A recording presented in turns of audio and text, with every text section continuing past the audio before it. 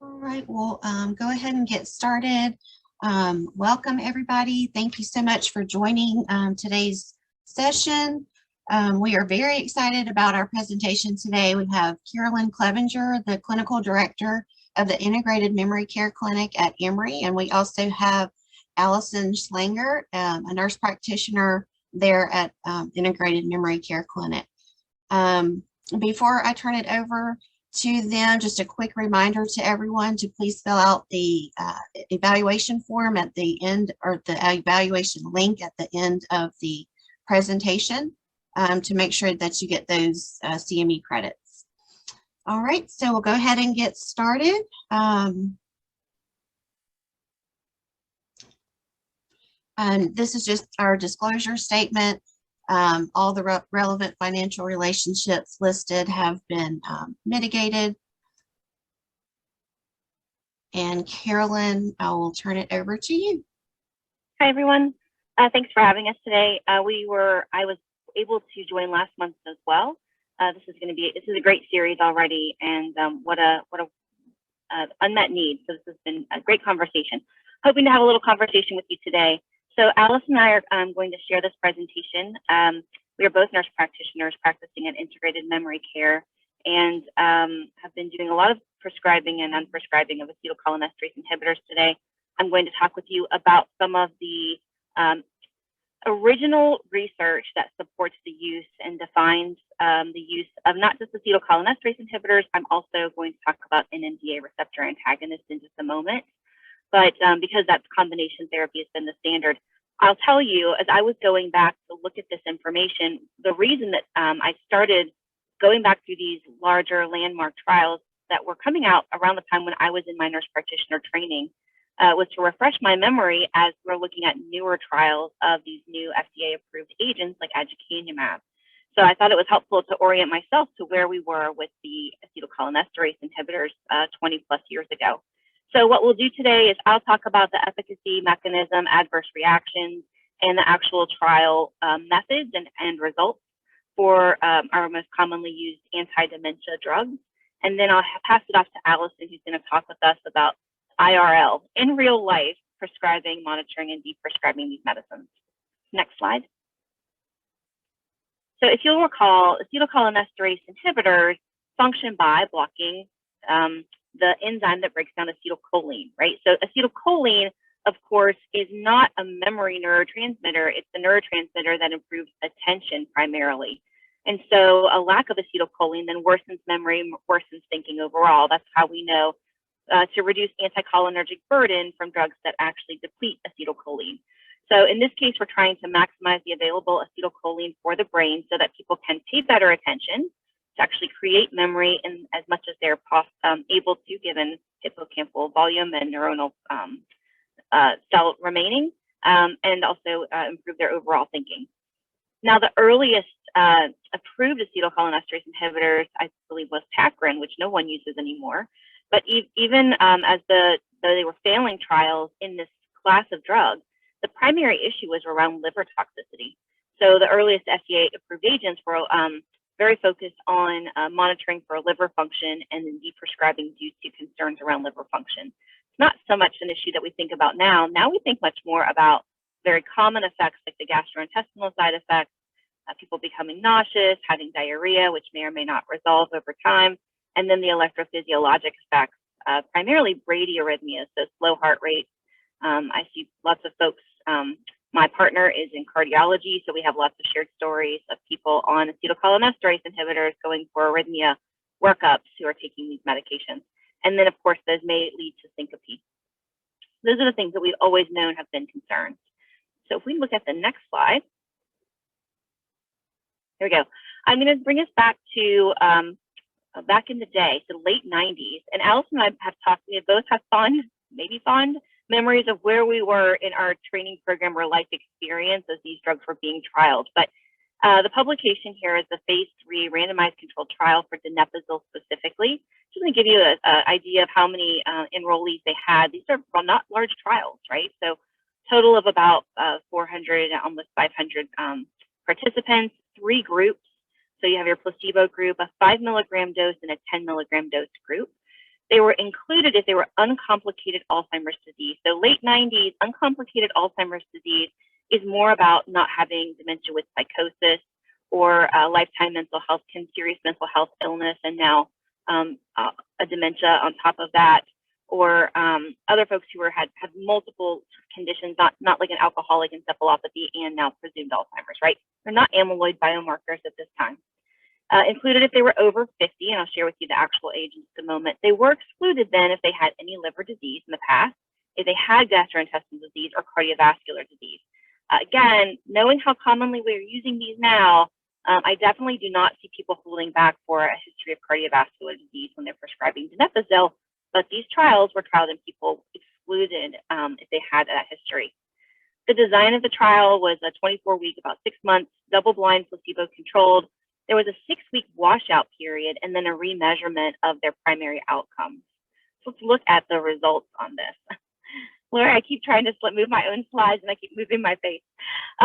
So some of the measures that they were using as primary outcomes may be familiar to us. Some are not going to be familiar. So, you know, MMSE, certainly in the late 90s, was the mainstay of cognitive measurement, 30-point scale, of course, not copyrighted, and not necessarily our best cognitive screener we now know, very memory-oriented, less so on the other domains. But there it is, MMSE seems to be the hallmark of any of these studies. The other test that they were using was the ADAS-Cog. So this is an 11-item scale. Total maximum points is about 70. And it covers both, it's primarily covering cognitive symptoms. So this 11 items of that scale cover the cognitive symptoms. That's sort of another way of coming at cognition. And then a throwback to last month with Dr. Gabby Cohen, who talked about the CDR. I was really excited to see that measures mentioned in this group because I don't often see it used clinically. I realize that is ironic given the name is the Clinical Dementia Rating Scale. And they did do the sum of boxes. That was actually why I was asking Gabby last month, because I'm familiar now with folks using the sum of boxes versus just choosing one category, although you've seen it done both ways. Remember, those boxes measure memory, orientation, judgment, problem solving. So some more cognitive things, and then some more functional things like community affairs, homes and hobby, and personal care. If you look at the next slide, I think I have the actual CDR for you again. Oh, not yet. So let's look at our results from that RCT. So first of all, they were able to recruit that group of participants just under 500. Average age was actually between 72 and 75. The group that ended up in the high dose group of 10 milligrams did end up being a bit older. They are predominantly female, not surprising in the population that we're studying. They were overwhelmingly white. And I point this out because this was an issue in our drug trials for anti-dementia agents. It continues to be an issue in drug trials today. One of the biggest concerns about the recently approved aducanumab. In this case, they were looking at the CDR rating primarily for people in category 1, right? So these are your folks with mild dementia. They did not include normals, not very many with very mild or what we might consider NCI, and not many folks with moderate, and they did not have folks with severe. And then you can see the screening MMSE was pretty similar, around 19. Remember, that's a 30-point scale. And if you click that, yeah, you might just receive a call out around the race, which is still more than 90% white, which is not necessarily representative of people living with dementia. So a concern there as well. And the next slide. This is a review, a throwback to last month. If you forget or haven't had an opportunity to use the CDR tool, what exactly it looks like to be in that first category of a CDR of 1. So this is moderate memory loss, more noticeable for recent events. It does interfere with everyday activities. That distinguishes it, of course, from MCI. Some difficulty with time or abstract concepts like time relationships, primarily oriented, but may have some geographic disorientation if they're away from home. Some difficulties with judgment, and then not really able to function independently in activities, even though they may engage in those, and then may need some prompting for things like personal care. So just to remind you again what that looks like. We can go to the next slide. Let's get to the punchline. These are some of our results, and I think I might break these out a little bit more on the next slide. Let's jump ahead one more. No, go back, sorry. So first of all, we'll look at the results on the left. So this is the change in the cognitive measure, the ADAS-Cog, probably a bit more granular than, say, like global MMSE. And to orient you to the way that they're portraying their results, I'll call your attention to the center of this x-axis, which is line 0, that is baseline. So someone whose dot is on 0 means that they had no change over the 6-month trial. A dot that falls to the right of that 0 means that they had some worsening, and dots that fall to the left show potentially some improvement in 6 months. This is a fairly small level of change. Remember, this is a 70-point scale, so even a 7-point scale would be 10% improvement, which is still, I think, worth noting. And so what you'll see, what I'll say, a couple of things here, there's lots to unpack, but again, we have 3 groups. The fully colored in diamond blocks here for is for placebo, and there are more people in that placebo group who had worsening than there were people in either the 5 or the 10 group. So that's one thing to notice. The other thing to notice is that there's not a huge gap between the 5 milligram and the 10 milligram groups. So as you're thinking about when people are having tolerance issues and do we need to dial back the dose to 5 instead of 10, and is that concerning? Are they still getting benefit? They probably are getting almost as much benefit as someone in the higher dose group. If you jump forward a number of years, I'm not going to go into it today, but I'll just mention it does beg the question why we have now a 12.5 milligram dose that came out and got approval.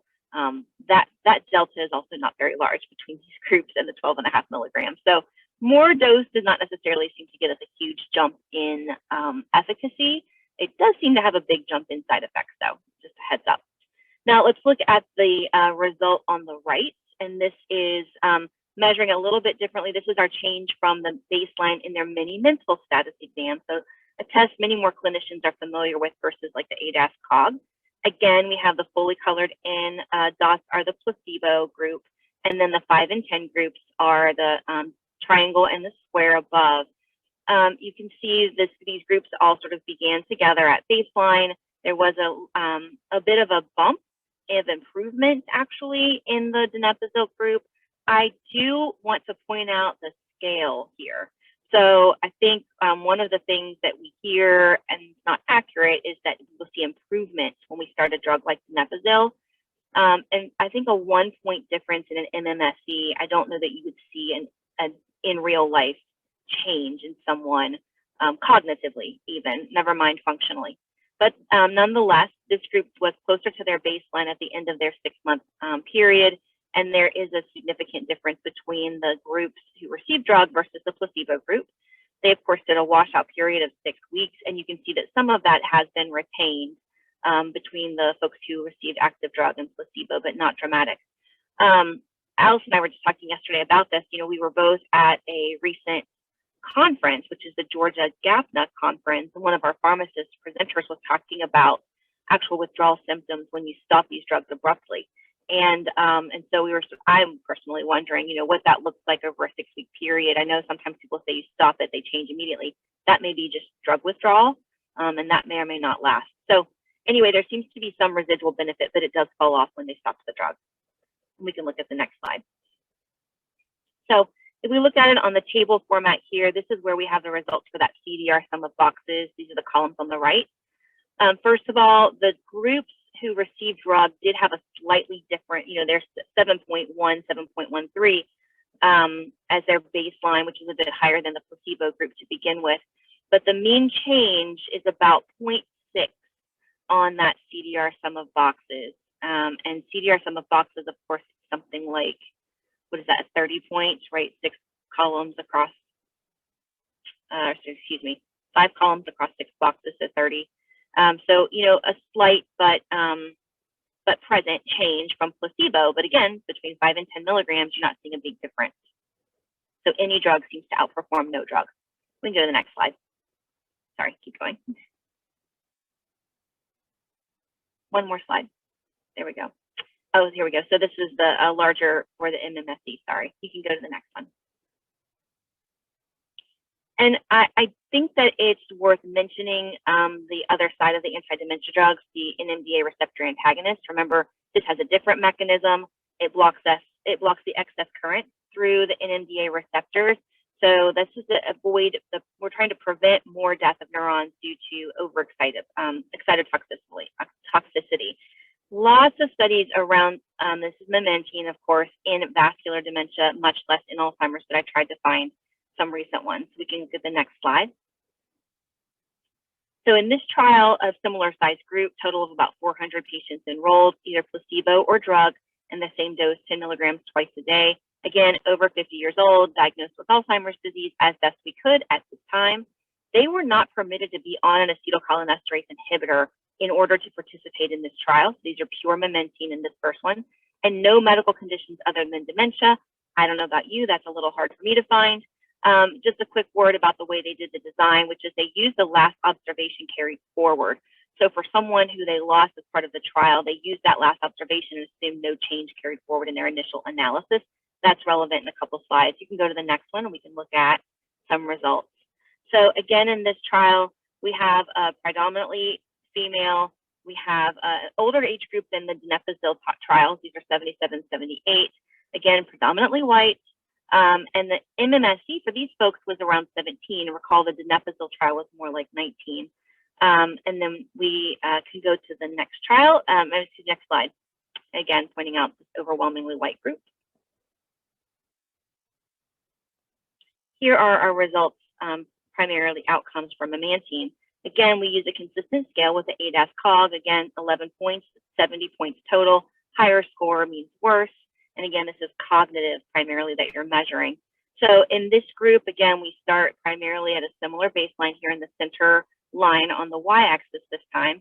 Both groups seem to get a bit of improvement just by starting any agent that's oriented toward cognition. And at the end of their trial period, again, another 24 weeks, the drug group is basically at baseline, and the placebo group has had a decline. So if we'll go to the next slide, the team that did this initial study identified that they felt like the analysis probably could be improved by using a different approach, this mixed models repeated measures. And so there's a little bit of a difference, but again, this sort of smooths out our curves a bit, that you can see the delta between, again, the drug group that basically stayed at baseline and a little bit more of a shift you can see in the placebo group of a decline. Let's go to the next. So this is in cognition. But in reality, most of us are doing both of these agents as a combination therapy. Acetylcholinesterase inhibitors first, but then adding this. The first trial that I could find that would be meaningful for us, similar size group, around 300 people enrolled. These individuals were started on their Donepezil acetylcholinesterase inhibitor first and had been consistent on that for over 3 months. They're targeting people with moderate to severe disease, so lower MMSE than either of the prior trials that I've discussed. And there are 4 groups in this trial, and I'll walk you through in just a moment in the next slide. But our 4 groups are Donepezil only, discontinue the Donepezil entirely, stop Donepezil, start memantine, and the 4th was continue both. Continue the Donepezil and then add the memantine. So let's look at the next slide. We can see these results a little bit better. I always have to either get my readers or zoom my screen. Okay, so we have 2 primary outcomes here, cognition on the left and ADLs, or function, on the right. So on your left, you can see the improvement in the group which has both active drugs at the top. That's the active Donepezil and memantine. The next group in terms of performance had Donepezil and no memantine. The next group down has only memantine, and then of course placebo for both drugs. Again, some drug therapy is better than no drug therapy here in terms of your cognitive abilities. If you look on the right for their functional outcomes, I think the difference is a little bit more dramatic, and this is your ability to provide self-care. And honestly, the way I recall it, and I'm sure it's skewed because this is over a decade at this point, looking at this combination therapy, but the more, I think, powerful thing for me from a primary care perspective was that combination therapy would actually improve someone's ability to provide care for themselves for longer and have less need for paid care and maybe reduce caregiver burden. So nice to have the balancing measures with this combination therapy, and there are sort of your original trials. Let's go to the next slide, and I just want to ask the group 2 questions as we transition over to Allison. The first is, in the chat, if you would tell us, on a scale of 1 to 5, 1 being very uncomfortable, 5 being very comfortable, what's your comfort level for prescribing these anti-dementia medications? And I'm including both Donepezil, rivastigmine, as well as memantine.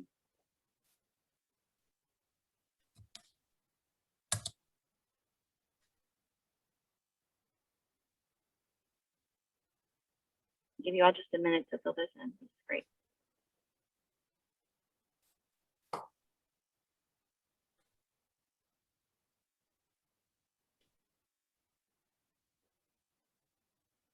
Give us a minute.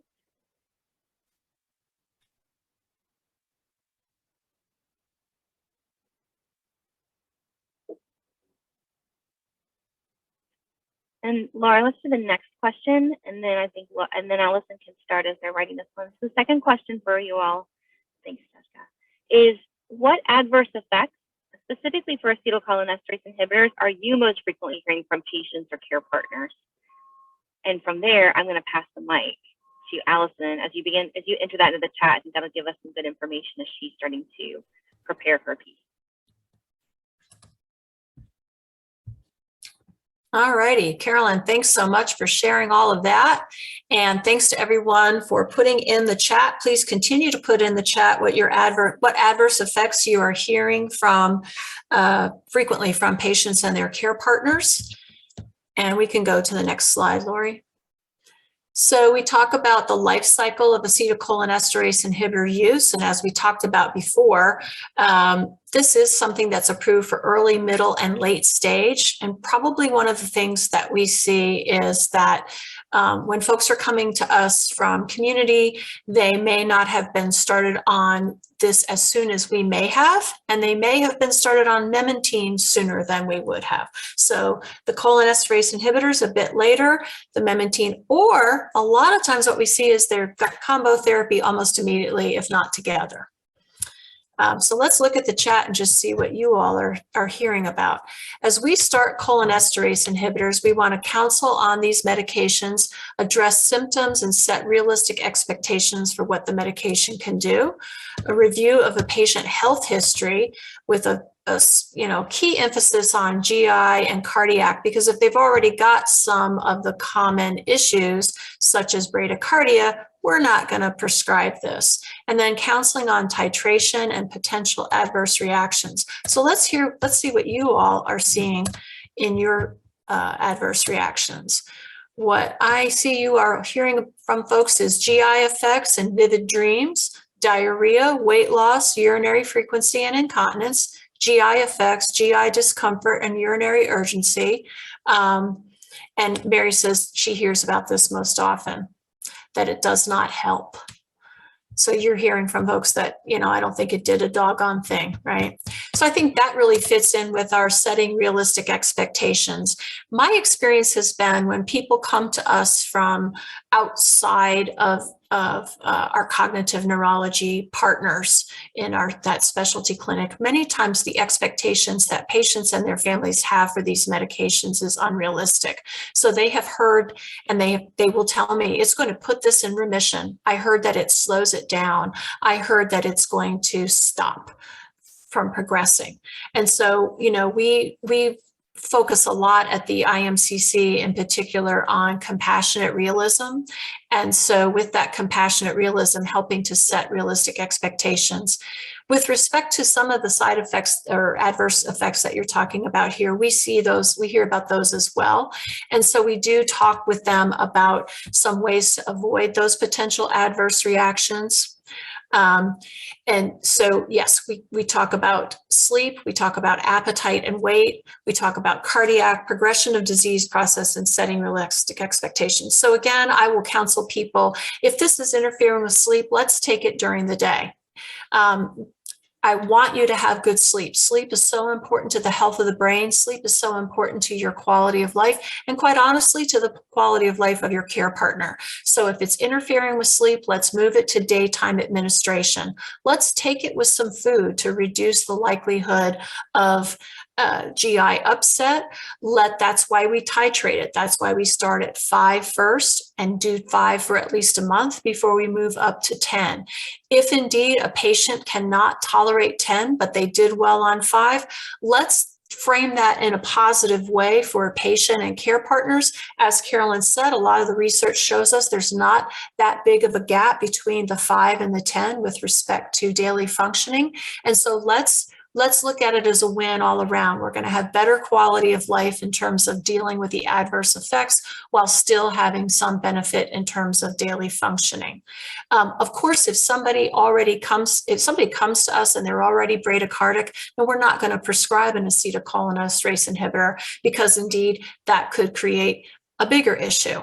And we want to avoid falls, we want to avoid syncopal episodes.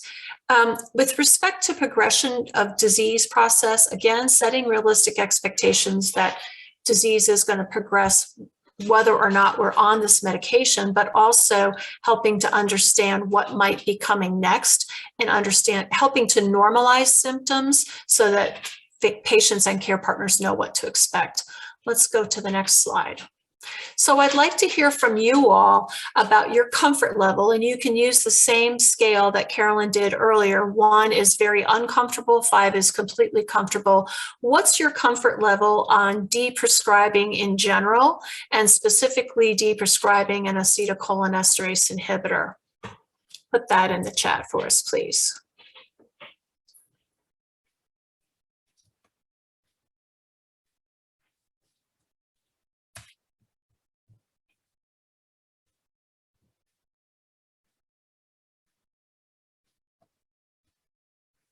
And so what would okay, Stefka, thank you.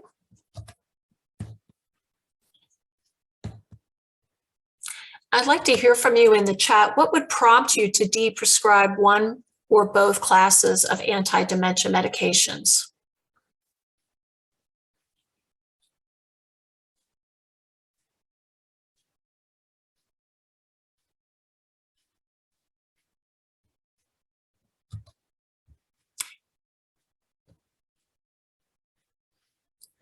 So Ted shared with us in the chat that his comfort level is a 5, but his experience has been that patients and caregivers, their comfort level may be more like 3 in terms of deprescribing.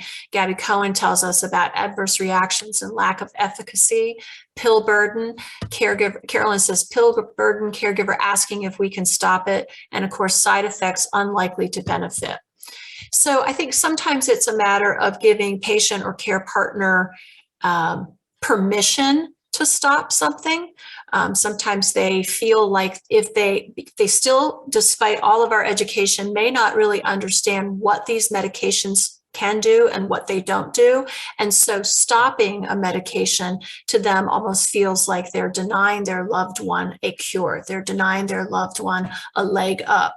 And so setting an environment where they understand what the medication can and cannot do, and then helping them to understand that they're not denying their loved ones something that's going to stop this disease.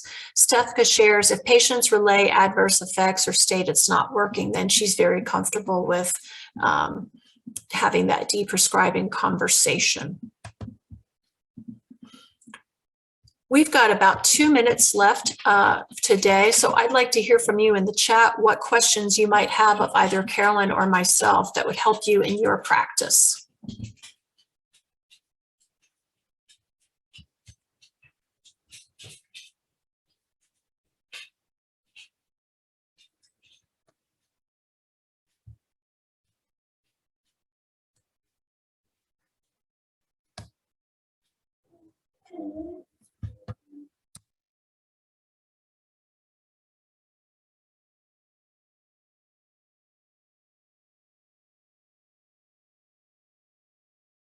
So one of the things that's I've had in my time with working with dementia patients and their care partners is their concern about how will I know that something's not working? And so that's when we have a lot of conversation about progression of disease process.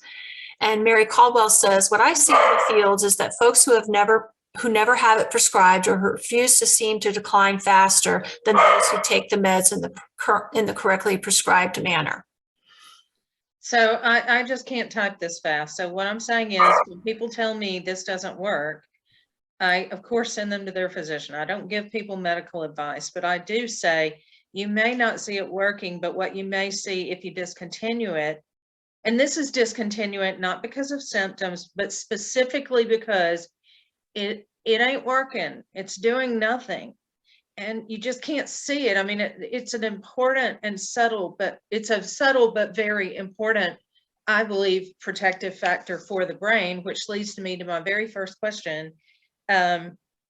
Is there any talk about prescribing this to decrease risk in aging for dementia, especially Donepezil? Yeah. So I think one of the things that we think about with any prescription is weighing risks versus benefits. And so we don't have any expectation that we will have benefit, then we're introducing a drug that is not without risk. I mean, Alice and I were talking yesterday about how when this first came out, no one in primary care would touch it because of the side effect profile. We've become much more comfortable prescribing it, but it is not necessarily safer. So that cardiac risk of low heart rate and passing out, syncope, 25%. That's not rare. And so, and the other issues can become, depending on your other health issues, can be more problematic than others, like the diarrhea or anorexia. And so this is sort of always weighing that the two. And the benefit is not dramatic, even in people with disease, right? So you saw a gap that if you zoom in, we have zoomed in quite a bit on that scale to say this is a difference of less than 1 point on a 30-point scale from CDR sum of boxes, right? So it's not a huge gap. So with no disease present, you would think the non-pharmacological cognitive therapies would be better in aging than this, right? We don't have anything yet. Yeah, we have the best evidence for improved cerebral blood flow, and a blood flow that is not full of inflammation or toxins in other ways, including drug toxins, drug therapies. That's our best evidence. Yeah. Ted asked a great question in the chat, and I think it's a great way for us to wrap up. What language helps you best communicate expectations to families and caregivers? For me, I like to find out what they already think. So I tell them, you tell me what you already know about this medication. What have you already learned about it? And what I've learned is that the majority of folks who have had it prescribed outside of our Emory cognitive program, either our specialty program or IMCC, they don't know anything about it. They've been handed a prescription and said, here, this is what works. And so they don't even understand the mechanism of action in a layman's way, and therefore don't understand really some of the side effects. Sometimes they've had side effects. They didn't realize that's what it was. So I think starting out with, tell me what you already know about this medication is for me the best approach.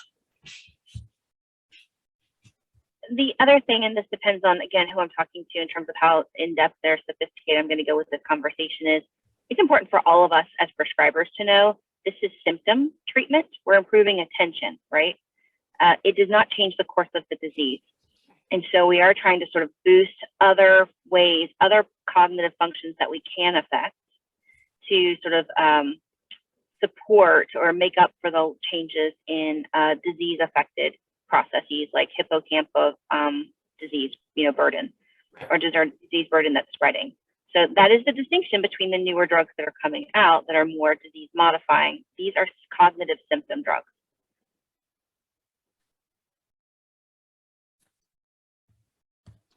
All right, thank you. Are there any other last minute questions or comments? We are up on time.